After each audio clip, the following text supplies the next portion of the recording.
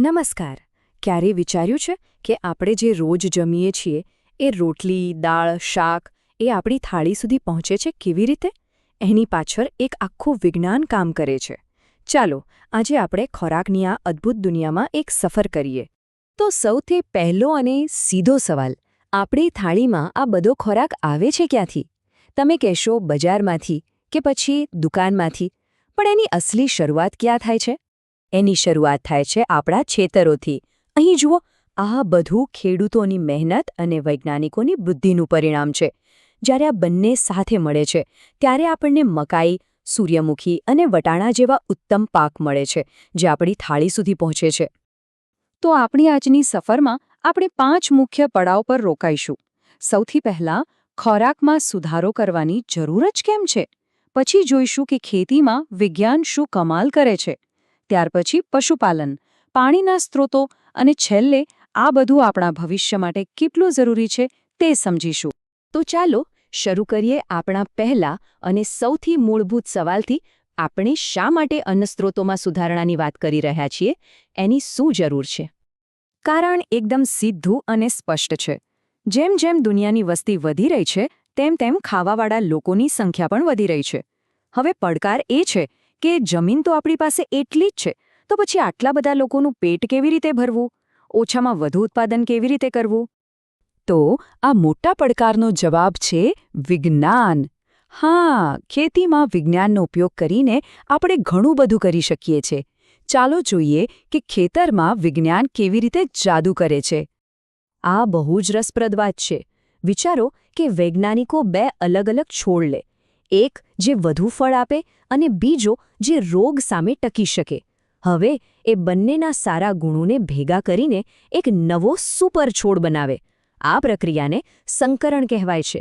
આનો મુખ્ય ફાયદો એ છે કે આપણને એક જ છોડમાંથી વધુ અને સારો પાક મળે છે.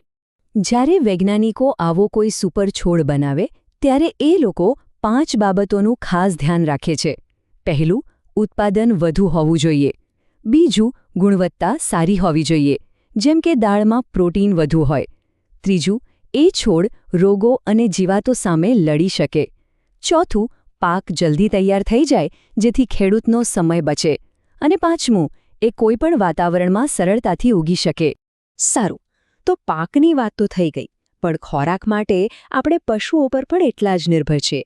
તો ચાલો હવે પશુપાલનના વિજ્ઞાનને થોડું નજીકથી સમજીએ. આપણા ઘરોમાં દૂધ, દહીં, ઘી વગર તો ચાલે જ નહીં, ખરું ને? આ બધું આપણને ગાય અને ભેંસ જેવા પશુઓ પાસેથી મળે છે. અને વિજ્ઞાન આપણને શીખવે છે કે એમની જેટલી સારી સંભાળ રાખવામાં આવે, એમને જેટલો સારો ખોરાક આપવામાં આવે, એટલું જ વધુ અને સારી ગુણવત્તાવાળું દૂધ આપણને મળે. એવી જ રીતે મરઘા પાલન આપણને ઈંડા અને માંસ પૂરા પાડે છે, જે પ્રોટીનનો બહુ મોટો સ્ત્રોત છે. આ ક્ષેત્રમાં પણ હવે વૈજ્ઞાનિક પદ્ધતિઓનો ઉપયોગ થાય છે, જેથી સ્વચ્છ અને તંદુરસ્ત રીતે વધુ ઉત્પાદન મેળવી શકાય. હવે અહીં જુઓ વિજ્ઞાનનો અસલી કમાલ. આપણી દેશી ગાયો છે ને, એ જલ્દી બીમાર નથી પડતી, પણ દૂધ થોડું ઓછું આપે. જ્યારે વિદેશી ગાયો દૂધ તો બહુ આપે, પણ અહીંના વાતાવરણમાં જલ્દી બીમાર પડી જાય. તો વૈજ્ઞાનિકો શું કરે છે? એ લોકો સંકરણ દ્વારા એક એવી સુપર ગાય બનાવે છે, જેમાં બંનેના સારા ગુણ હોય. એટલે કે એ બીમાર પણ ઓછી પડે અને દૂધ પણ ભરપૂર આપે. છે ને કમાલ? અત્યાર સુધી આપણે જમીન પરની ખેતી અને પશુપાલનની વાત કરી, પણ ખોરાક માટેના સ્ત્રોત અહીં પૂરા નથી થતા. ચાલો હવે જોઈએ કે પાણી અને હવામાંથી આપણને શું મળે છે. માછલી એ પ્રાણી જ પ્રોટીનનો એક ખૂબ જ સારો અને મહત્વનો સ્ત્રોત છે. અને જ્યારે આપણે મત્સ્ય ઉદ્યોગની વાત કરીએ ત્યારે એમાં ફક્ત માછલી જ નહીં, પણ ઝીંગા અને કરચલા જેવા બીજા ઘણા સ્વાદિષ્ટ જળચરોનો પણ સમાવેશ થાય છે. અહીં જો, પાણી આપણને કેટલી બધી વિવિધતા આપે છે. એક તરફ સ્વાદિષ્ટ ઝીંગા છે, તો બીજી તરફ જાતજાતની માછલીઓ. આ બધું આપણા ભોજનને વધુ પૌષ્ટિક અને સમૃદ્ધ બનાવે છે. આ એક ખૂબ જ સ્માર્ટ ટેકનિક છે. આને કહેવાય છે સંકલિત મત્સ્ય ઉછેર. આમાં શું થાય છે? એક જ તળાવમાં 5 કે 6 અલગ અલગ પ્રકારની માછલીઓને સાથે ઉછેરવામાં આવે છે. પણ નવાઈની વાત એ છે કે એ લોકો જરાય ઝઘડતી નથી. કેમ? કારણ કે દરેકનો ખોરાક અલગ અલગ છે. કોઈ માછલી તળાવની સપાટી પરથી ખાય, કોઈ વચ્ચેના ભાગમાંથી ખાય, તો કોઈક છેક તળિયેથી.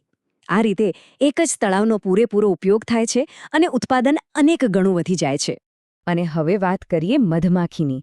મધમાખી ઉછેરથી આપણને 2 મોટા ફાયદા થાય છે. એક તો આપણને મીઠું મધ અને મીણ મળે છે. પણ બીજો અને કદાચ એનાથી પણ મોટો ફાયદો એ છે કે મધમાખીઓ ખેતી માટે ખૂબ જ જરૂરી છે. એ ફૂલો પર બેસીને પરાગનયન કરે છે, જેનાથી પાકનું ઉત્પાદન અનેક ગણું વધી જાય છે. તો આપણે પાક, પશુપાલન, મત્સ્ય ઉદ્યોગ અને મધમાખી ઉછેર વિશે જાણ્યું. આ બધું જાણીને ચાલો હવે એક નજર આપણા સૌના ભવિષ્ય પર કરીએ. આ બધી જ મહેનત, આ બધું જ વિજ્ઞાન, એની પાછળનો મુખ્ય ધ્યેય ફક્ત એક જ છે. એ સુનિશ્ચિત કરવું કે આ પૃથ્વી પર રહેતા દરેક વ્યક્તિને પૂરતું અને પૌષ્ટિક ભોજન મળે, અને એ પણ એવી રીતે કે આપણે કુદરતને નુકસાન ન પહોંચાડીએ અને આવનારી પેઢીઓ માટે પણ સંસાધનો બચાવી શકીએ. એક વાત આપણે સૌએ ગાંઠ બાંધી લેવાની જરૂર છે.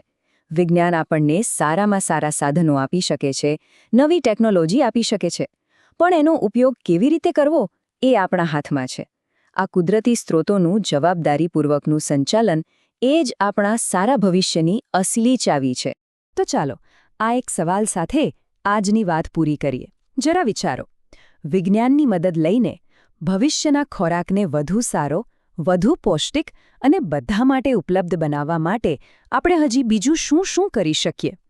આનો જવાબ આપણે સૌએ સાથે મળીને શોધવાનો છે.